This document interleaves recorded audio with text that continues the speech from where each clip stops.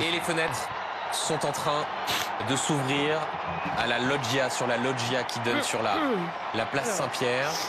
Le cardinal Mamberti, cardinal français corse, est en train de s'approcher. Et c'est donc lui qui va prononcer dans quelques instants ces mots.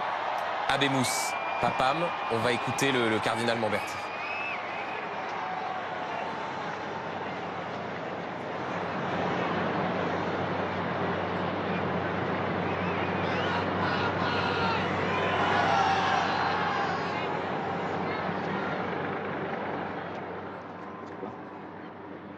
Annuncio vobis gaudium magnum.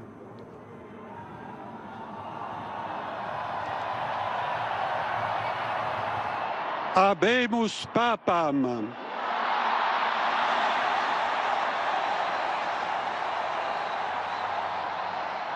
Eminentissimum, ac reverendissimum Dominum, Dominum Robertum Franciscum, Sancte Romane Ecclesiae Cardinalem Prevost, qui sibi nomen imposuit Leonem XIV.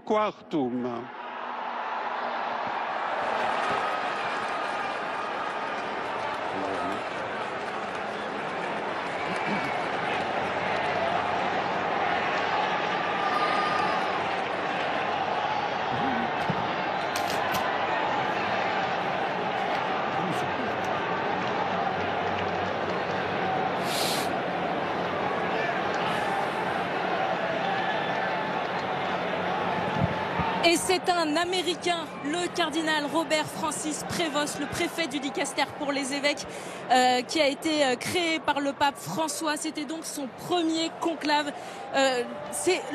On s'y attendait pas forcément. Il faisait partie des papes habilés. Il faisait partie des papes habilés. C'est un homme qui a un parcours remarquable. Alors que l'on voit les autres cardinaux électeurs qui sont rassemblés sur les loggias à côté. Qu'est-ce qu'on peut... C'est un religieux d'abord, c'est un augustinien, donc un ordre de prière qui justement prône la question de l'amour au centre. Et puis surtout, le pape l'avait appelé pour prendre le délicat dicaster des évêques, c'est-à-dire c'est lui qui choisissait avec d'autres cardinaux, dont d'ailleurs le cardinal Lavigne, les évêques. Et donc c'est une éminente responsabilité qui avait été occupée, on l'a vu tout à l'heure, par le cardinal Ouellet qui était sur la place Saint-Pierre. Et c'est un homme qui a vraiment suscité beaucoup d'admiration par sa façon de travailler, savoir travailler avec les autres. C'est un homme très respectueux des procédures, de l'avis de l'autre. C'est un homme plutôt doux, plutôt effacé. On le dit très timide. Alors on verra comment il va devoir se conforter devant ces grandes foules. Mais un homme extrêmement, ce qui est frappant, c'est qu'il s'est fait en très peu de temps vraiment très respecté au Vatican. Et je dois dire qu'il faisait partie des papes habilés très très sérieux. Même si on disait c'est un Américain, parce que ça c'est l'autre aspect de la question, on disait oui il est très bien mais il est américain. Comment avoir le premier pape américain de l'histoire alors que les États-Unis en ce moment ont un président très particulier qui imprime sur le monde entier une marque, et beaucoup se disaient c'est pas possible d'avoir à la fois un président très fort et un pape américain. Eh bien c'est la preuve que non, et que ce cardinal Prévost est un homme très timide mais très précis. C'est quelqu'un qui ne va pas s'en laisser compter et qui, quand il faudra dire des choses, les dira.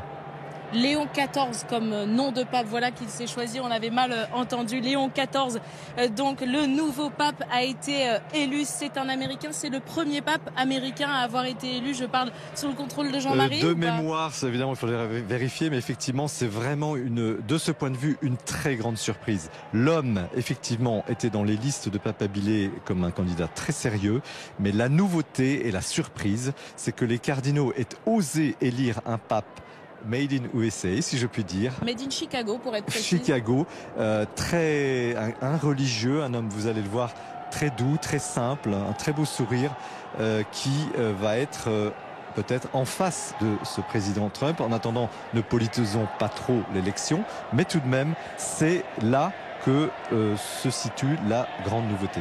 le cardinal Prévost qui a donc été élu pape, qui va s'avancer dans quelques instants.